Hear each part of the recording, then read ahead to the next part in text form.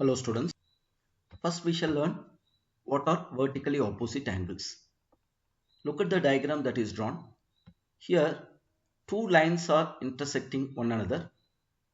The angles which are formed opposite to one another, we call them as vertically opposite angles. Now in this diagram, angle POS is vertically opposite to angle QOR. Are you observing that? Both these angles, namely POS and QOR, they are opposite to one another. Similarly, angle POQ is vertically opposite to angle SOR. So, whenever two lines intersect, we will have two pairs of vertically opposite angles like what we have discussed now. And when these two lines intersect, the vertically opposite angles that are formed will always be equal. Now even in the diagram that we have drawn now, you will observe that angle POQ is the same as angle SOR. Also angle POS will be the same as that of angle QOR. Next we shall learn about transversal. A line which intersects two or more lines at distinct points is called a transversal of those lines.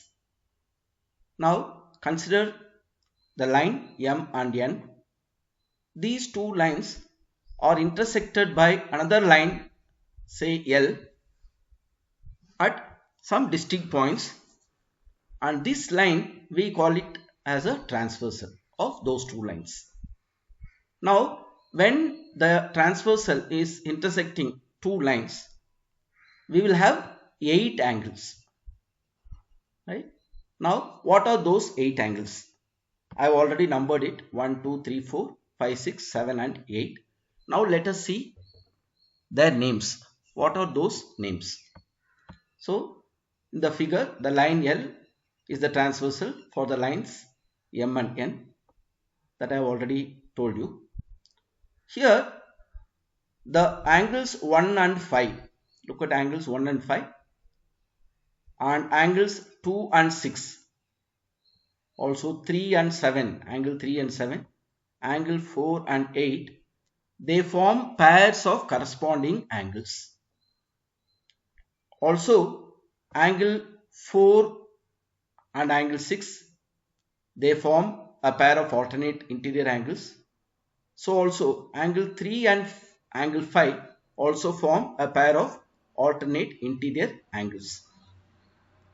Also angle 1 and angle 7 and angle 2 and angle 8 forms two pairs of alternate exterior angles.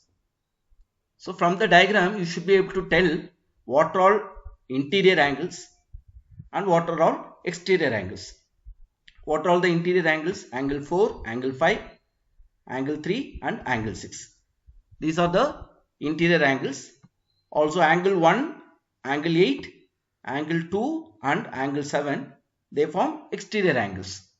And in these interior and exterior angles only, we have alternate interior angles and alternate exterior angles like what we have discussed just now. Also angle 4 and angle 5, angle 3 and angle 6 are the interior angles on the same side of the transversal. That's what I was mentioning just now.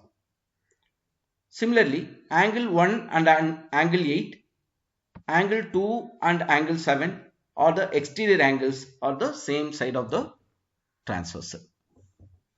Thank you students.